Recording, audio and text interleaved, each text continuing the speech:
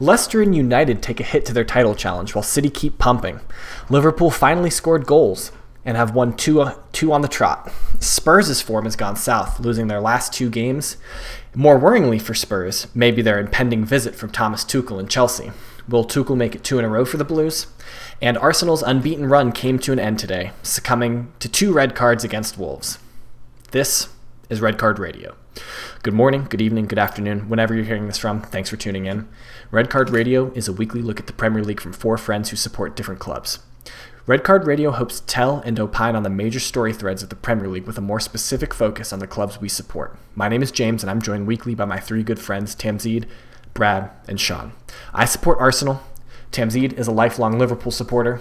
Sean's allegiances belong to Tottenham, and Brad is a fan of Chelsea Football Club. All this said, this is our look at the state of the Premier League after match day 21 and the end of the transfer window.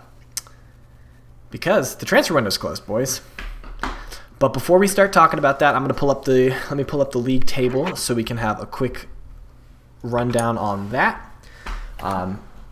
As you can see, Manchester City and United are equal on points, though City have 2 games in hand. Liverpool are back into 3rd on 40 points, and Leicester have slipped to 4th. West Ham are down to 5th. Tottenham follow them. Chelsea are up to 7th. Arsenal have slipped to 10th.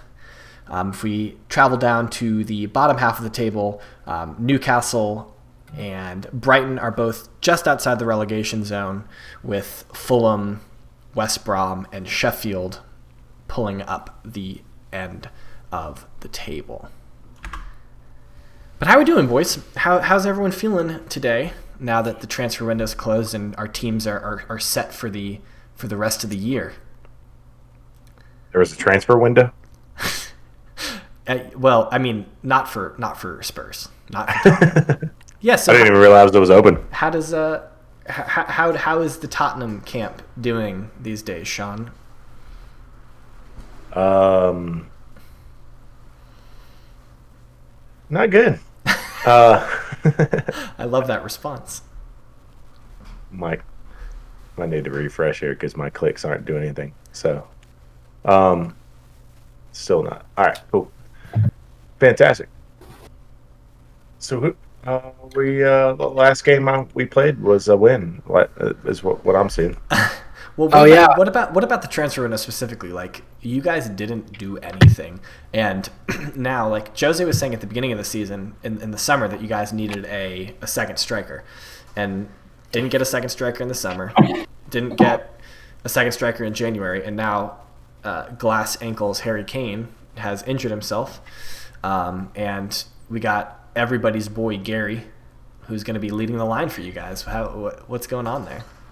Like, well, to be fair, so if I'm gonna judge this like fairly, if they thought they were strong at striker with Son and Bale as feasible backup options, then they could just shift the shift the formation, do something different tactically. They could run it with that.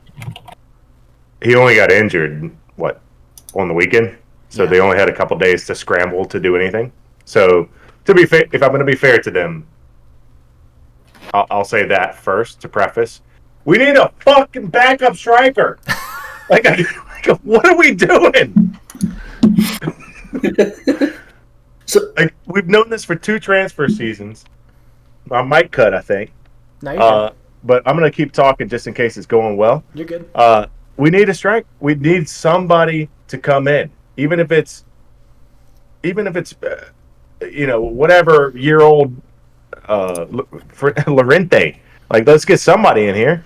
Like, I guess we're gonna make do with Bale. We're probably gonna, I don't know, do you put Son up top and put Bale on the wing? I don't know what the next step is, but you don't like that Vinicius kid? Yeah, that's all I got. I guess you could always have well, he took his headphones off. Well, Brad, go. Let's talk about Chelsea now, because that's another team that I don't think signed anyone, right? You guys didn't. Did you guys sign anyone? No, we made very little moves. I think we sent a couple people out on loan, but that was it. Yeah, you sent. Our biggest. People. Yeah, we sent out, but our biggest signing was Tuchel. Yeah. That's what our transfer window was, and he says he likes the squad, so let's roll with it. I don't know. I mean, we did a lot of business in the summer.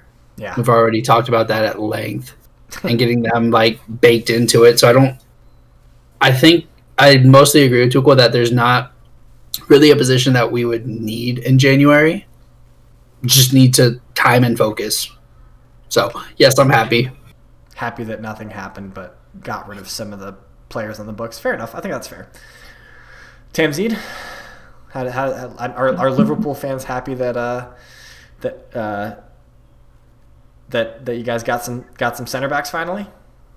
I mean, the fan base is happy because this is what it is.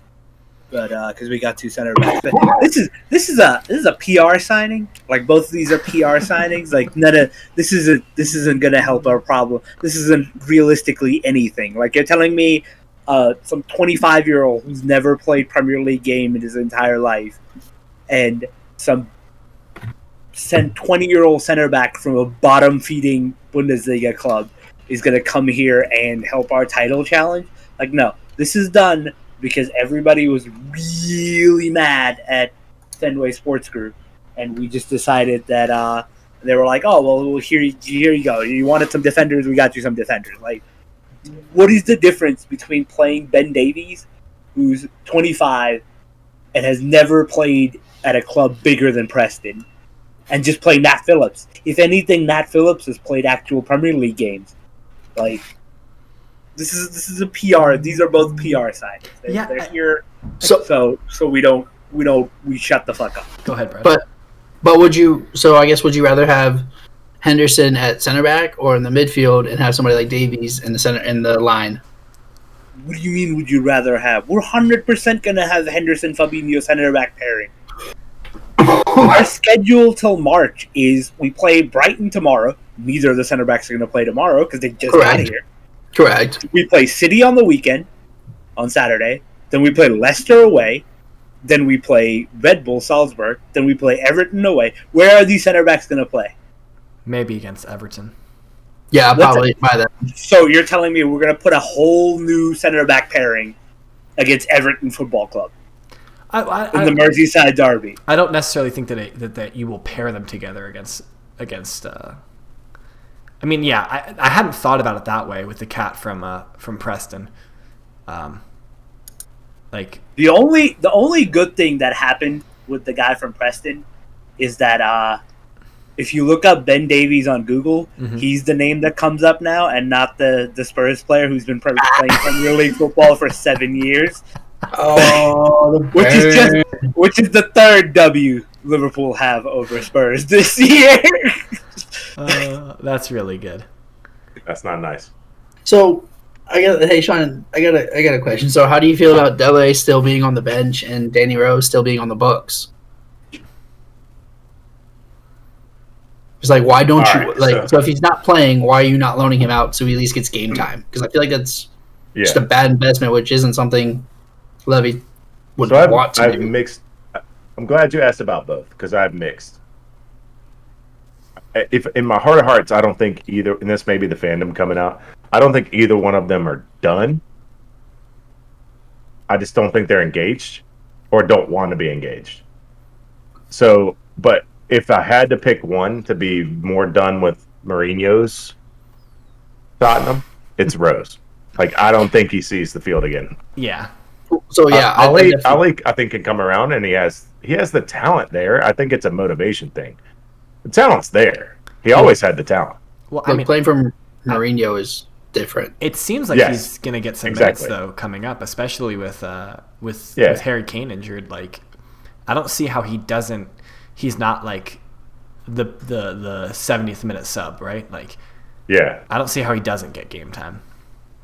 Well, as long as Mourinho subs on Ali instead of Lucas as our creative player, or Lamella, I'm just over it. Can't stand over it. Cannot stand They got to be better than what the crowd you're putting on. That was amazing. But however, the biggest reason that I was okay with his transfer to PSG and just was ready for him to go? It's that flipping mustache. What is he doing? Get that mustache out of here, dude. That's probably why Mourinho won't put. He probably won't put him on the field until he shaves his mustache. I think that's got to be what it is. I mean, I could see Mourinho being petty like that. I could 100% see him being petty like that. That's a stupid mustache. Shave it, or you're not playing. I could. Dele's just like, no. Seems up his alley. From my perspective, Arsenal did all their business. We talked about all of our business last week. I guess since last week we got rid of Mustafi and then sent Joe Willock and Ainsley to on some loans. So I was going to say, I mean, those are good loans for us. We've trimmed our squad. Our squad was at 31 first-team players at one point in January, and now we're down to 25, which is a reasonable number. 31 is way too many. So I think ultimately those transfers are good. What's up, Brad? I was going to say, wasn't Niles like playing for you guys, or at least on the bench most games?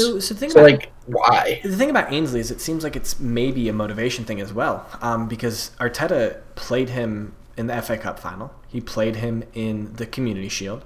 He plays him in the big games he had been playing him in the big games early in the season, and especially in the games coming out of COVID because he's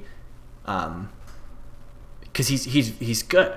He's a good player, and he fit the team well in those situations. But there's rumblings. Arteta said something in a presser a couple weeks ago that was something to the effect of somebody asked him about why Ainsley wasn't playing, and he said, "Well, that's he has to prove, or like he has to make his way into the team." Or something to that effect. And so it seems like it's a motivational thing for him. Do you think it's also like a position thing too? Because like I think you guys are playing him at the right back, but he wants to play in center midfield. Well, okay, yeah. So there's the right back thing because under Emery he was backing up for Bellerin when Bellerin got injured, but he had been playing mostly as on the left side actually when he was playing. I mean, he kind of plays. He can play it all over the place. But yeah, I think he wants to be a central midfielder. But you got to play where you're needed, especially if there's not a lot of game time. But he's played on the left. He's played on the right. So I think it's good. Ultimately, it seems to me that it might be a go get 20 games at West Brom, improve your transfer stock because. It's kind of like what Tamzidi said that Liverpool were doing with Minamino. Is that like go make a name for yourself so we can sell you, kind of thing. Oh yeah, I mean the Minamino joke is that he's finally figured out that nobody is that he's never going to get into the team unless he plays for Southampton first. So he's going there, and he'll do great there because he fits Hassan's system really well. He's like a second striker essentially. He plays off of a leading man, and we don't really play one of those. So it's like, oh great, he like fits that. He's like a million times better than whatever the fuck Che Adams is. So like, he'll do great there. He'll do great there, and maybe we'll like pawn him for like 40 million. All right. So let's kind of talk about the top of the table now. I kind of feel personally like United and Leicester, their title challenges took a huge hit this week, and that City are kind of running away with this. Because United they lost to Sheffield, and then they drew to Arsenal, and then Leicester got slapped by Leeds. In a game that they couldn't really afford to lose because they were already behind on points. But now City sit with 2 games in hand on United, even on points. What do we think Ollie and the boys are going to... I mean, they put 9 past Southampton today, which... One for every person at the end of the game for Southampton. Yeah. So I didn't really. I was watching the Arsenal game clearly, which we'll talk about, and then I was a little. I was turned off a little bit, so I didn't want to watch anything right away. And I turn on the United game at halftime, and it's 4-0, and I'm just like, okay, well, guess I'm not watching the rest of this game. And I proceeded to what was the other game on? It was Crystal Palace at that point. I watched that game. Yeah, Crystal Palace, Newcastle. But like I don't think that. I mean, back me up here or disagree with me or whatever. But like, United aren't going to catch City. This is a City pool race again. No, nobody's catching City. We're not catching City. All right, nobody's catching City. They're gonna win the league by like 8, 9, 10 points. They'll win it clear. Yeah, I think it's going to be close. It's going to be like United win, City win, United win, City win, United draw, City win kind of thing. Like, it's not going to be like, clearly no one's running away with it like last year. United cannot play 2 serious games a week. They just can't. They just can't. If they have to play 2, they have to like pick games in the week that they want to play in.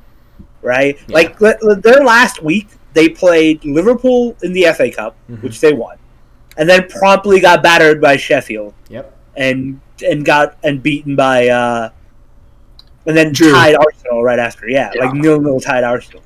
Right? So it's like, they can't handle the pressure of having to play, like, 2 solid games every week. Yeah, right? They tied Arsenal, and then they fucking smashed Southampton. They fluked the win over Southampton. Well, really. I mean, these are like one-off games. Second-minute red card changes the entire outlook. Yeah, of that game. Especially on a versus a team that's already like crippled with injuries and have like already on their like threadbare team and like, on poor form. Like, yeah, this is a one-off freak event.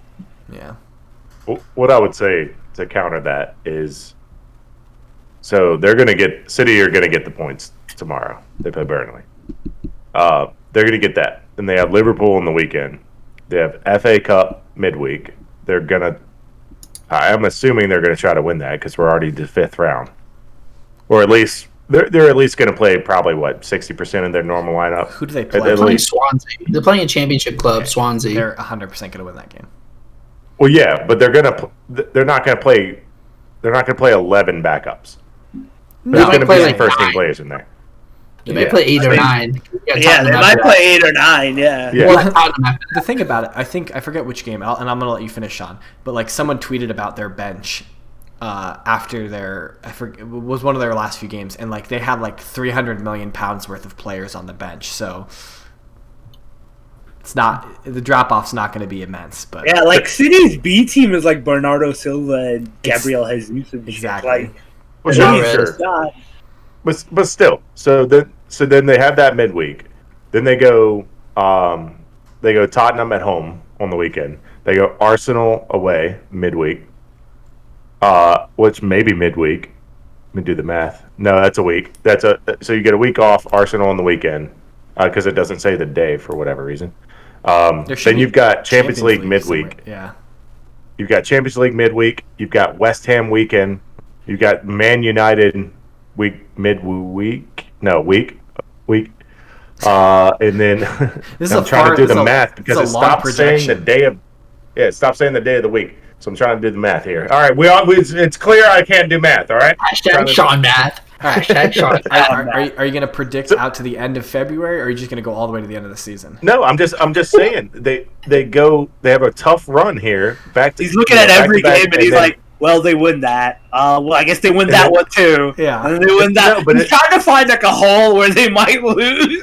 But what I'm saying is they start having tough games. Champions League midweek, like their forms and games are going to start to stack up. So we'll see if they get to what. My grand point is if they get to whatever March 16th, like after all this is over, and they've won most all those games, if not dropped any points there, then we're screwed. But what we're going to see in the next month. I mean, I don't think that they're going to go unbeaten. City's title challenge depends on what happens on Sunday. All right, City's entire title challenge will rely on what happens on Sunday. Yeah. If they lose on Sunday, all right, we got a title race, right? Yeah. 4 points off by like 18 something games left. Like, doable. But like, if City get out of Anfield with a draw, it's over. Like, Yeah. it's done. I could see that. I think that Liverpool, I think, are the team that are best positioned to challenge. But I think it also is going to matter if you guys can get some players back healthy out of the training room. Because the situation is, if they lose at Anfield, it's not just like 3 points lost and 3 points gained or whatever. It's a moral victory over, like, that's a sucker punch. Like, they're now floored. Like, now they're like beatable again. Yeah, they're vulnerable. Right? Yeah, they're vulnerable. So it's like, that's why it's necessary to beat them at Anfield. Otherwise, it's done. Like, title race is done. I mean, yeah, I certainly think that if you guys lose, that's going to be curtains for Liverpool in the title challenge. But, okay, Leicester, we all agree, not going to happen. Yeah. So, is it kind of, if this weekend is so important for Liverpool and City, are we thinking that it's down to Liverpool and City again this year? Yes. Do you like? Sorry. Yes, definitely. Do you see any long shot of United here? Because I don't, and I don't want there to be. Yeah. They got comprehensively outplayed by Sheffield. Yes. Yeah. Sheffield United. I watched that game. All right. I feel like I had to ask the question. I feel I've asked it twice and it's answered the same way. I just felt obligated. Sheffield could have had like 3 or 4 or 5 goals that game. They just couldn't finish anything. Right, like they're just so poor as a team. Like they either like fluke a long shot in and get goals or get like a penalty, or they just lose or tie. Like, they have no discernible pattern of play that gets you to a goal. Right, it's just fluky behavior. Let me ask it this way: Okay. Is there a player, but more focused center back on United, Tamsy, that you would take to fill in the gap until Virgil's back? No, there's no, none of them are great. Like, You don't want the fridge? Let me. Yeah. after So I think that's a point in general. That's fair. After all these games you watched of Harry Maguire, have you seen a single game where he's looked genuinely impressive? No. He's always on the verge of tears. So if we think that United are dead in the title challenge, do we think that they have a shot at a Champions League spot? And let me broaden this out to a more like a European. Like the European spots kind of conversation. So if we think they're dead in the title challenge, or they will become dead due to their commitments and other competitions down the road, do we think that they'll have the wherewithal to stay to cling on to fourth?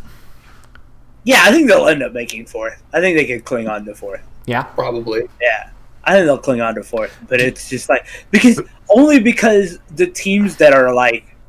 And Liverpool got caught up in this now too because we're in the clown fest. But like the annual top 4 clown fest of Arsenal, Chelsea, Spurs, and now Leicester. I feel really good. Who just consistently like hot potato that spot away from each other. Right? No, I don't want it. You take it. Yeah, I don't want it. Chelsea last year were like clear at third by like 17 points and still ended up finishing fourth. Like nobody wants it. Like we took 4 points from 10 games earlier this season. We clearly don't want it.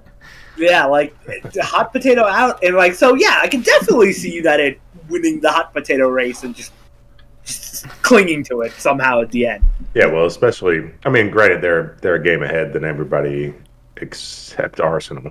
Sorry. I was just looking down. They're a game ahead, but they are 44 points. So. Yeah, it's a good. So I was thinking when you said that, I was like, well, what about Tottenham? Because I was thinking like Tottenham have games in hand, but so even if you guys win all of your games, you're still 5 points behind them. Well, I was gonna say, yeah, we're that puts us goal differential. That puts us we're ahead of Leicester. So we win both games. I was looking at goal differential. I was trying to do the math. Well, no, you can't. If we win both games, you can't necessarily say that about Leicester because Leicester they're one game behind United. So Leicester on 21, you're on 20. Yeah. That's assuming they lose whatever they play next. So I mean, like I think that the top is looking a little bit clearer. I know Everton lost to who'd they lose to? Newcastle. That's right. Thank you. I couldn't. Yes. That was classic Yes, Everton. It's effing up my prediction, which Newcastle thankfully saved me today. They came through with the L to Crystal Palace today. Classic fucking Everton. That was Newcastle can't buy a win, and Everton go in and just roundly beat. The thing about that game is Callum Wilson should have had like 5 goals.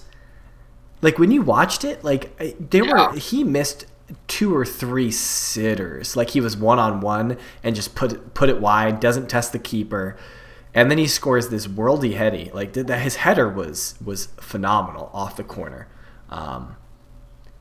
but the easy ones he just fluffed entirely. So I don't know. That was a fun game to watch just for the Everton implosion. Yeah. And it was especially funny where he like botched these like one-on-one chances, and it's like, Pickford is shit. Like, just test him. Shoot at him. Like, Pickford is shit. Shoot at his legs. He'll probably open them up. Like, so that was a lot of fun to watch. Villa. What I noticed about their game today, before we move off of Newcastle, was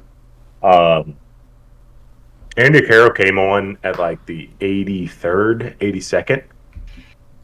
And finally, apparently they should have subbed him on a little earlier because he had about 3 chances in 8 minutes. And one header, I think it was around the 90th, maybe the 92nd. One header, he put it down on purpose, and the keeper caught it on the up bounce at the line. Like, it was that close for Andy Carroll equalizer. I mean, Andy Carroll, if you pair him against the right center backs, like he can cause a lot of trouble. Like against Arsenal, like he caused Arsenal a lot of trouble because they were floating him behind the center backs and pinning him against the left back or the right back or whatever. And so like if you exploit Andy Carroll's abilities, like which Steve Bruce, I think that's what he wants to do. The question is like, are you getting him the service? Getting Andy Carroll the service. Andy Carroll can be effective in that role, like just playing some nasty football. We rag against a low block. We rag on him a lot, but he's not. He has his role player of all time. Tansy's got a take here. He is. Yeah. He is unmitigatedly shit. All right. Well, Tamsy's the only one that actually had Andy Carroll play for them. Yeah, so. He is so shit. He fills a role though. And he fits in with Newcastle. It's a more damning indictment of Steve Bruce as a manager that Alan St. Maxim has to sit the bench so he can accommodate players that could lob balls to Andy Carroll's head, even though we left that tactic behind in like 1996. Like, I think that those. That the Newcastle and Andy Carroll style of play are like a good match for each other. Like they fit each other. That just seems like a very appropriate pairing. Are you saying that because they're no longer a relegation threat to you as long as they play Andy Carroll instead of Alan St. Maxim? No, I'm saying that because Newcastle is shit. Yeah! Is there a correlation to playing Andy Carroll and being shit? Yeah, perhaps. Or I should say that Andy Carroll makes you less shit, perhaps. In you're like refuse, like you're a hot pile of refuse, and then Andy Carroll sometimes jumps above everyone else and gets a good header every now and then. I'm actually surprised that Mike Ashley hasn't moved to getting Eddie Howe, because he's already bought half the Bournemouth team. May as well just go get the Howe. He's free now. Like, just may as well go get it. Yeah. You'll probably finish like 8th. I was going to say, I actually really like Eddie Howe as a manager. Their squad is like good. Like Newcastle should not be where they are. They're a much better team than what they are. Gale's good. Yeah. No, he's not. No, he is definitely not. Dwight Gale is fucking awful. Yo, In what way? Describe it to me like I'm he got? How many goals has he got? Oh, Noah? Let me. You want me to Google Coming it? from the guy that says GA. I watch a lot is of Newcastle football, but when he plays, I see creativity. You see creativity where? I mean, he's comparing to the other Newcastle players. Hold on. But this is coming from the guy who says GA is not a correct stat. When did I say that? You tweeted it multiple times. You No, said it I multiple said times on the pod. GA is measured by people who care about who support luxury players. And Dwight Gale is a fucking luxury player. Just assuming you're saying this. I'm assuming you're saying this because his XG is probably crap. Everything is crap! Dwight Gale is a championship striker, alright? He scores 25 goals for West Brom in the championship, comes to the Premier League and does nothing. I've seen this story for Crystal Palace, West Brom, and now Newcastle. You know what Dwight Gale's greatest legacy-building moment is in the Premier League? Let's hear it. Getting an 82 rating in FIFA. No. You want to know what his biggest legacy-making moment is in the Premier League? He came in for Crystal Palace as a 75th minute sub and scored 3 goals on Liverpool that capitulated the 13-14 title race. That's where the pain is. That's where the pain's rooted. I knew there was a reason you hated Dwight Gale. I knew. Literally existed because of Dwight Gale. Because this little fucker has not done a single thing for the rest of the season before that, and every season after that. So the truth comes out. I didn't mean to get hung up on Newcastle. Sorry. He's wounded from 13-14. We should talk about clubs like Newcastle more instead of the same 3 teams. Yeah, we should. We should. Well, it's funny because you say we talk about Newcastle every week. We do. We do. One of our teams we do talk about. Every week. We should just find a. You know what? That's gonna be my mission for the next week. Well, is just to find a Newcastle fan that's willing to come on. Let's talk. I got one. Let's talk about Southampton. Let's talk about Southampton. They fell off a cliff. They absolutely just fell Yeah, off. what happened? Drove What's a going on with bus them? off the cliff. I don't know. Yeah, they're all the way down to 12. They, for whatever reason, the wheels just entirely came off the bus for them. So they're largely most of their back line is now injured. Yeah. Well, including their best center back, Vestergaard. Like their whole run of form was reliant on Vestergaard being good. So if you think about the thing about them is they've had a rough run of form over the last 5 games, but they played Liverpool, Leicester, Arsenal, Aston Villa, and Manchester United. So it's not like their last 5 games have been a walk in the park. Like they've had tough competition. We can write off the United game. Like that was a second-minute red, and then a second red later, whatever. But that's a rather. Like we can write that one off. But to Tamzid's point about, you're right. Like, it's like they're wounded, and like this is just like another knife in the kidney or something like that. Like they've got so much more baggage going. But I mean, luckily for them, you guys want to know who they have next? Take a guess. Arsenal Football Club. Newcastle United. Gone full circle, baby. We're Andy back Carroll where hat-trick we incoming. started. I didn't intentionally say that we should talk about Southampton so that we could get back to Newcastle. It just happened.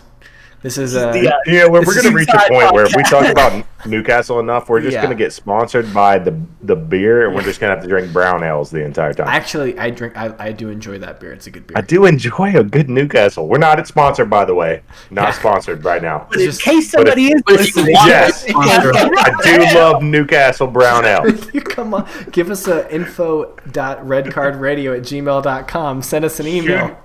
Shoot us some info. I'm down. I will drink that instead of this lovely, tall Coca-Cola I'm drinking right now. Oh, that was good. That was good. So let's we're gonna shift south a little bit because I do want to talk about Fulham because they had two big games that could really help them in their path to survival. And I honestly thought that they were gonna do better in these games that they had against Brighton and West Brom, and they did nothing. Like they got 2 points out of a possible 6, and when I mean, like, so perhaps the West Brom result is more difficult, is worse for West Brom than it is for Fulham because West Brom have played 2 more games than Fulham has. But the draw to Brighton, I think, was really, really bad for them, letting 2 points slip off because had they gotten those 2 points, they would be 16 points to 20 points, 4 points behind them with a game in hand. That's 1 point. Like now though, I don't think Fulham survives. I think. I don't think Fulham survives either. Like I didn't think Fulham survived before that either. But. Well, they were good on form recently. Like they were like 5 draws in a row against like big clubs that were like big important points for them to get, and then they lost. Who they lose? They lost to Chelsea, then they lost to Man U, and then they had these 2 draws in a row. I think it was before the Chelsea game. They had 5 straight draws. I'm surprised you missed the dig to say the draw before those 2 losses was the Tottenham. Tottenham. Listen. We're trying to brighten your day. Thank you very much. We've conveniently ignored that game, and I'm really happy about it. Again, brighten your day. Yeah, but, be gullible. Well, because that's the thing. Right. Like if Brighton, if they were on 16 points and Brighton hadn't beaten Tottenham, like then this is ridiculous. Relegation would have been wide open for Brighton. But what happened there, Sean? How did Mourinho get out Mourinho'd by Brighton? It's the most Tottenham thing I've seen in a long time. Honestly, since you guys are laughing. You want to talk about like Tottenham things, Arsenal things. Arsenal got up 1-0, and I texted some friends. I said, "Don't worry, Arsenal can still blow this." Talking to Arsenal, what did David do? Honestly, but continue about Tottenham being Tottenham. You know, the jokes are funny about Tottenham always bottling. I don't feel like it has been that bad, especially since probably the last 3 years of Pochettino, and then into this. I don't feel like it was that bad. How many trophies y'all got? Nothing. But like the bottling's just not there. But this is the first sign of like going back to bottling. Like this is my first red flag where I'm like, what are we doing? Kit made of like recycled bottle material. Yes, that should be. We should get sponsored by a recycled bottle. That's the fucking peak, right? Waste management. Yeah. Just have waste management right across the front of our jersey. Is this real life? Yeah, no, that's serious. Their kits are made of recycled plastic. Oh, you're saying that actually happens? I thought that was a great idea. No, that actually happened. Well, there we go. We actually are bottles. So what is the direction? Let's like when Tottenham plays top 6 clubs, right? And all they sit back and counter. They park the bus and counter. That's what they do. But it's gameplay. It's effective, right? Yeah, it's against effective. the top 6. Gotcha. Yeah. But what? Well, not against Liverpool, but all right. Right, but what do you do against the Brightons, the Newcastles, the West Broms, the Fulhams that sit back? You should impose yourself. Right, your players are so much better than their players. Yes, we are so much better than them. Right, but that's never been Mourinho's style. So it's ridiculous. It's just, he's always. It's not Mourinho. It's so they don't need Harry Kane to beat top 6 clubs, right? They need Harry Kane to beat these bottom feeders. But that's not his personality, though, right? Like no, it's not about personality because who's gonna score these goals? Son Min-heung? Yeah. Yes. 7 goals a year, Son Min-hung. Hey, he's 12 this year. Yes. His XG He's is 12. Seven. What's his XG? Hold on, I already got him. Let me make a note here. Hold on, Do the math. I heard it. I heard a report yesterday during the deadline day stuff that apparently who wasn't was it what's his name, the athletic player that was released, I can't remember, the guy Diego Costa. Diego Costa turned down apparently an offer from one of the top 6 clubs for a short-term move, and I could have totally seen that being Tottenham. Oh yeah, I actually would have taken him. I mean, like of course you would if you needed Kane injury aside, I would have taken him. I mean, yeah, because could you imagine On a free transfer? Yeah, he would murder all of those like lazy Tottenham players. Yep. I mean, in the same sense, he would have murdered all of the lazy Arsenal players as well if he came to Arsenal. But yeah, I don't. And it's still out there, but apparently he turned down one of us. So Yeah, and you can't register him at this point. So he's out for now. Anyway, the point I was making was that you can't impose yourself onto other teams without a dedicated 9, right? Yeah. Without having a dedicated 9 in the box, always waiting, always looking to score, right? Like, and that's like the trade-off. That's not how Harry plays. Like, he does that. He can do that at times, but he'd rather drop deep, collect the ball, and like. I think that makeshift Benzema bullshit that Mourinho has him doing for the last 2 years, only works because of Son Min-hun. Yes, because Son's the only player who makes that direct run past the back line and deeper in, right? Because he can't do it for England, and he can't do it. He didn't do it beforehand, right?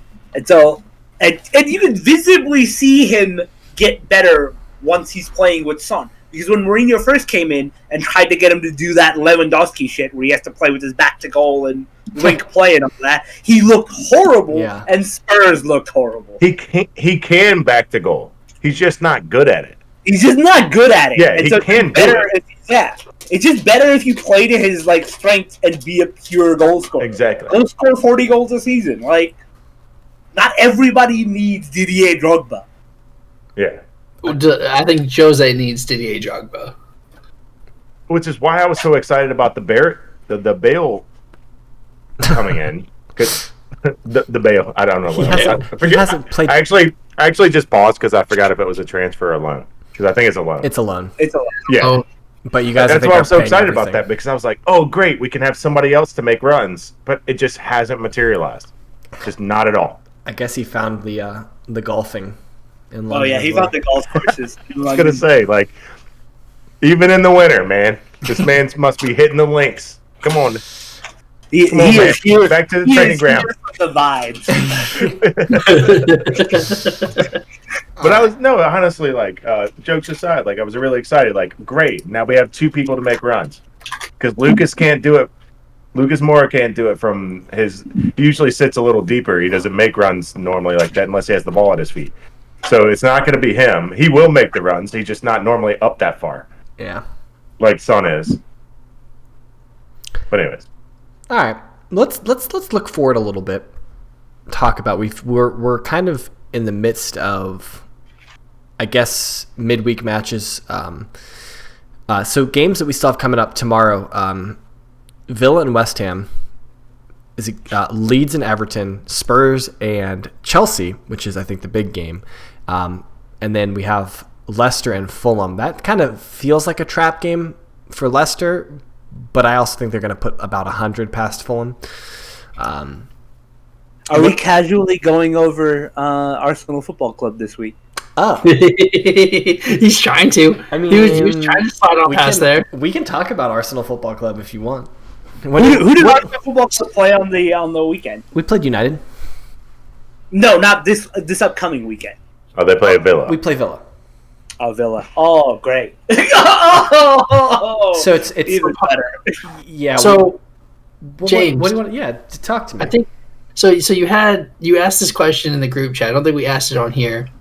When was the last time a Premier League team was down to 9 players? Okay. Yeah, and like it answered So I asked this. I was We watching. got two in one day. Yeah. So I was watching. We had 2 in one day. Yeah. I was watching Serie A last week, and I think it was the Fiorentina game, and I turned it on midway through the game, and Fiorentina, and I think they were playing Torino. I don't remember. I think it was Torino Fiorentina, and Fiorentina was up 1-0, and they had 2 red cards, and I was like, I don't remember the last time I saw a team down to 9 players, and of course today. Talking about that first red card, there is a lot of bad red card. That was a horrible it's not a red card. That was not a red. That was not a red card. That was David Luiz's reputation preceding yes. him, right? Yes. I actually agree with that. So- because the dude's leg hit his thigh. And then they gave him barely. a red. It was like a straight red? Really? So the Yeah, problem, no, that was a penalty, but it wasn't a red. Yes, Like, a penalty and a yellow, It might maybe. not- it if might you're going not to give even a be a yellow card, card. yellow. it might not even yeah, be a that yellow would be card, a yellow card. right? So Like, this is something that we in the Arsenal circles, we see these challenges, right? And like Arsenal players get sent off. We've had 9 red cards, I think, since Mikel Arteta was appointed. The next closest team, 3. Do you have the opinion that Arsenal are a dirty team? No. But Okay. Yeah. So I'm biased. Hold on. You could argue that we're maybe undisciplined, but you compare certain red cards that we've gotten, and then you compare things that other teams have gotten away with against us, and you're just like, something is not adding up here. Bruno put studs into Xhaka's calf, like in the back of his leg, this weekend. And VAR looked at it and said, "Oh, nothing doing. Nothing here." Like, Sadio Mane elbowed Kieran Tierney in the face. "Oh, nothing happening. No foul. Nothing's going on here." So just, like, we look at these things, and we get red cards that are probably deserved. This David Luiz one notwithstanding, because that was ridiculous. Even But the Tottenham fan says no. everyone says so, except for Everyone apparently says so. John Moss and... It was ridiculous. whatever his I forgot who the ref was, because I've already y'all need to Dead. do what Liverpool fans. You see, you guys are just not as vindictive as Liverpool fans. After what's his name? The fat one. One. Shaw? No, Mike Dean. After Mike Dean's not fat. I thought we were talking about Luke Shaw. Mike Dean got his got the useless fucking card against us. We literally looked up all the refs who went out to Indonesia in the summer and dug up pictures of them with prostitutes. That was great. Like, y'all need to start doing vindictive shit, like, as a fan base. And since then, we've had no bullshit calls. I'm gonna send Don Robbie on a mission to. I promise you, before we started blackmailing the Premier League Referee Association, that Hyunmin Son goal that he scored that got disallowed because he was a whole foot offside would have been given. I promise you, it would have been given. Based on the way the season's going, it would 100%. That was a been frustrating one. So, like, we still would have lost the game, but that was a foot, man. Like, come on. 5,000 IQ blackmail. That's what Arsenal fan base needs to start committing. It's possible, because it seems to me and to us that there is something afoot with the way that we are treated by VAR and by the ref association. But I mean, like, really funny how Liverpool and Arsenal are the two teams that are getting boned by Premier League Referees Association. Yeah. Right. So Big think. Well, what I would say from trying to be unbiased as much as I can, since I'm enjoying all of it, is what I would say is it probably is your reputation, because it's David Luiz, it's Mustafi, it's Xhaka. Before that, Ramsey. It's reckless players. Ramsey's not reckless. Yeah, he is. Get out of here. And he's ugly too. You have Eric Lamela on your team. I don't want talking. I was gonna end this with saying in 7 years. Sorry, T. I cut you off. Go ahead. No. I cut you off. I was gonna let you say that without me talking over. Oh, Eric Lamela has scored 7 goals in 7 years. Yeah. All right, good add-on. That's why I'm glad I got out of the way for that. But I was gonna say, I am saying this full well aware that Tottenham Hotspur have Eric Dyer and Dele Alli on their team, who are bulls in china shops. Yeah, I was upset that we didn't beat United because I thought that we played better than United. I know, Sean, you thought that both teams were dreadful, but I thought that we were better than United. I wanted to beat United. We beat ourselves today. 100% we beat ourselves today. In that we get a stupid red card. I mean, like, Luis, like, the dude was gone. Just, like, let him shoot on goal. Like, and I know, like, it's hard to even blame Luis because his knee touched the dude's ankle. Like, so it's hard to blame him. But I don't know. The Leno red card was actually hilarious. Oh yeah, like just he like tucks his arm, trying to like what? I don't know if you guys watched that, but the Leno red card was comedy gold. Like how he got confused as to where he was on the pitch, and then he was like, "Oh crap! Like I'm dead." And he's the way. Oh man, it was hilarious. He didn't even wait for the card. He got up, was like, "All right, I'm out," and just like started walking out. He is sick of this shit. So it's unfortunate. The worst part about that game is the fact that Leno's going to be out for the next 3, and we have some serious goalkeeping questions as for backups. Made only more evident by the fact that we're going to go play Villa next, who have the goalkeeper that we sold to them in the summer. So that's going to be that's not going to feel good. But I don't know, man. Like today was an aberration. The game no longer exists. You take nothing away from it. You gain no information. You just move on with your life. Today was the a lesson in how to react when your team goes down to 10 men. Right? We got 2 different examples about this. One was Hasenhüttl, who has like a young squad, and they just like capitulated after their early red card, right? Because they're like kids, they're like got excited, they got gas, they got like. And the other one was Arteta, who went the exact opposite direction, and in a game they were comfortably dominating, he backed off instead of at least committing to like matching. Yeah, so you guys were talking about this and we were texting about this during the game. Is like you guys were flabbergasted that he brought Lacazette off, and like then you were even more upset that he brought Aubameyang on 15 minutes later. 15 minutes later, was that? But how does it?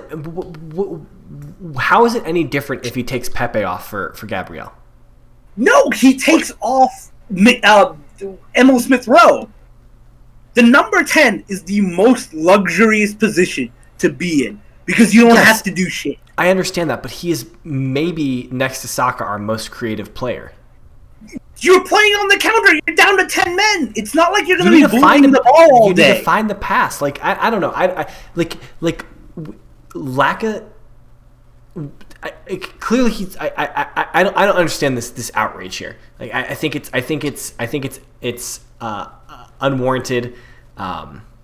Well, I think it's correct if he brought Abba on 15 minutes later. It was like, oh, never mind. Why waste a substitution to bring your striker off if you're going to bring another one on? Then just make the like for like trade.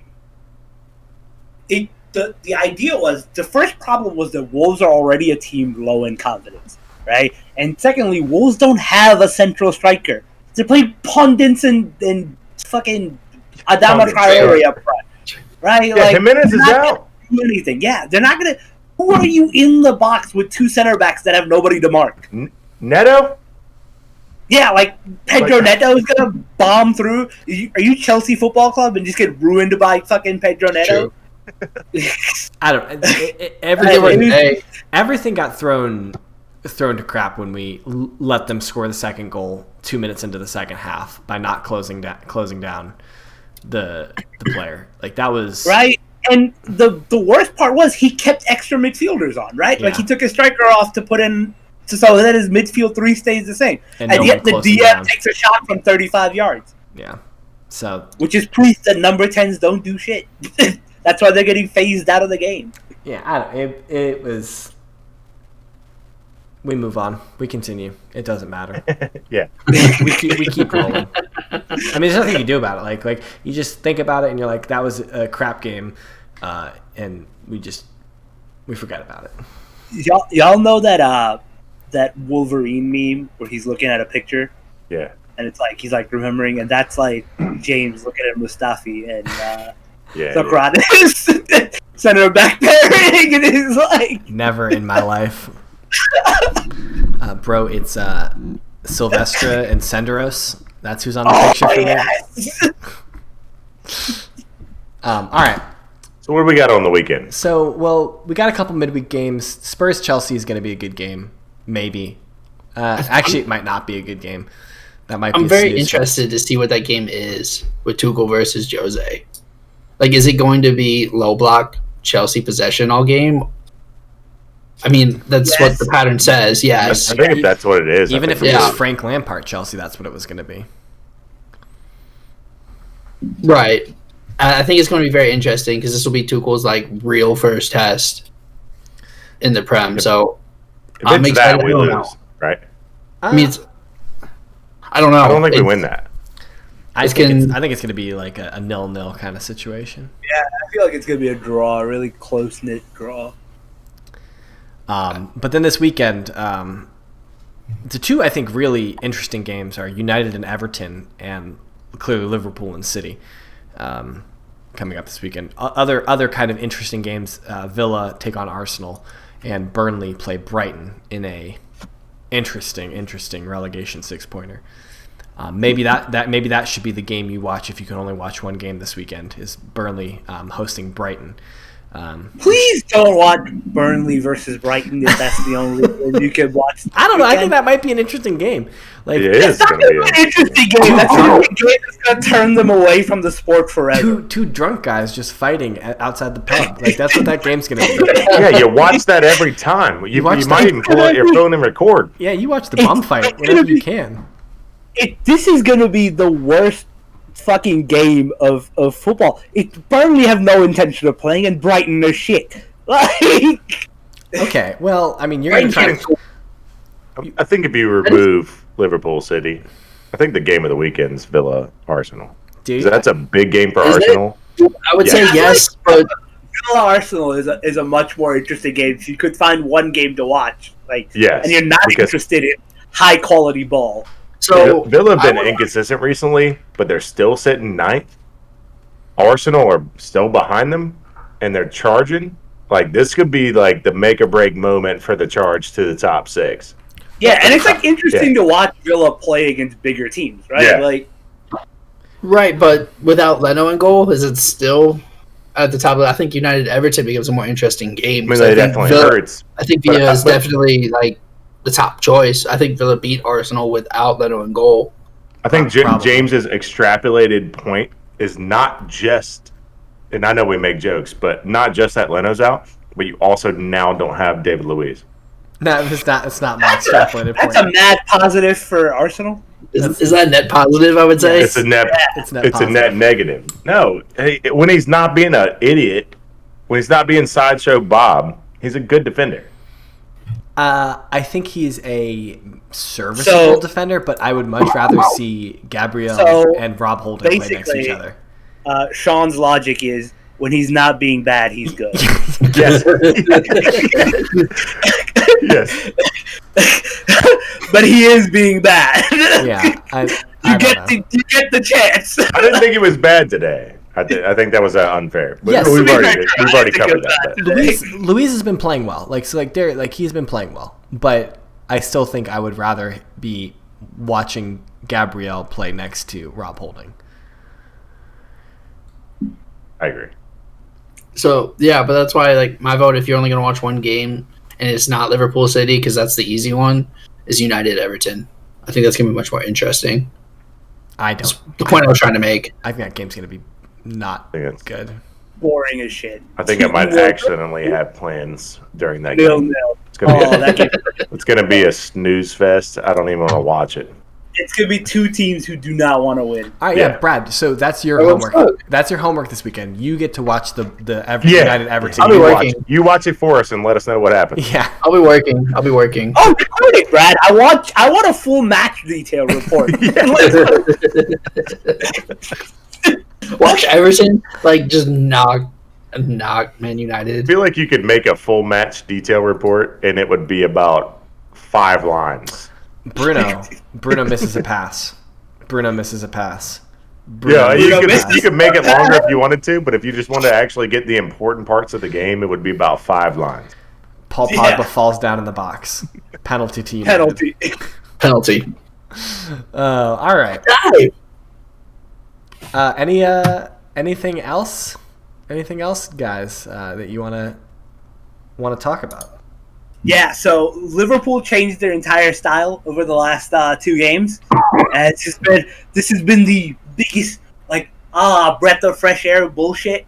That is, this is so good. So basically, we've stopped crossing because we've rejigged the midfield, and I don't know why it took so long for people to realize that Thiago can never play as a 6 in this league. He just gets run over. So we moved Thiago further forward. Right, switched it around, and now Wijnaldum plays in the 6. Thiago plays in the 8, and we have Milner things. Milner things. Right. It's really funny against West Ham where he got taken off, and Jurgen Klopp is telling him that we're doing something. He's mad that he got taken off or whatever, right? Yeah. And then he immediately comes in, and Curtis Jones plays that pass to Salah that he scores from, and he's just dead laughing. Yeah, I remember that was a good meme. We put in against Spurs, we put in 13 crosses, and against West Ham we put in 8. Okay. And if you think about it in context, Trent put 19 against Southampton by himself. And so a whole ass system change, and we're going in to fight City with no center backs. It's gonna be great. I can't wait. I think it'll be a good game. It's gonna be a 5-4 slobber knocker. It'll be fun. It'll be fun. All right. Anything else? Are we out? Are we done? Did we do it? Hold on. What? Oh wait. What? Do you guys have a guess for the #1 song the last time Arsenal won the league? It was the year 2004. Are you talking about the #1 song in May of 2004? In June, but it would probably still be in May. 50 Cent in the Club. That's a good guess. Rock Your Body, Justin Timberlake. Ooh, another good guess. But it would be I don't have James. Any guesses here? I don't. Let It Burn. Let It Burn. I share. It was preceded by the beginning of the year. Yeah. Oh man. Also by Usher. Thanks for that very useful piece of information. Hey Brad, could you look up the top four, the #1 song the last time Chelsea lost to Arsenal in a cup final? Could you do that? Okay, so let's get out of here. Sean, the salt is real. The salt is so real. We got a trophy in August, bro. What'd you get? We got 2 trophies in August, bro. Players. Got a new manager. Anyway, we'll hold off. All right, I think that's all we got. Brad, tell the people where to catch you. KS Brad G on Twitter and Instagram. It's the best way to get in touch with me. Tamzy, where can they find your spicy memes? You can find me on Twitter at Firmino's Dentist, where you'll find me this week beefing with ESPN FC. Really? Well, that'd be interesting. Sean, what's up with you, man? Where are we gonna get you? I am Whiteheart_Sean. And I am at James Tiffany on Twitter. We are at redcard_radio, right? Right, that's still us. Yep. I want to give a quick shout out to a good friend of ours who made this spicy logo for us that you're seeing on our YouTube video right now. And also you'll catch it on all of our social medias. Our good friend Stas Jones, at Stas365 on Instagram. It's at Stas_365 on Instagram. Check him out if you need logos or anything for graphic design. He's a graphic design artist. He's a good friend of ours from college. Really appreciate what he did for us. But yeah, that's all we got tonight. A little bit longer tonight, but hope we gave you the information that you needed.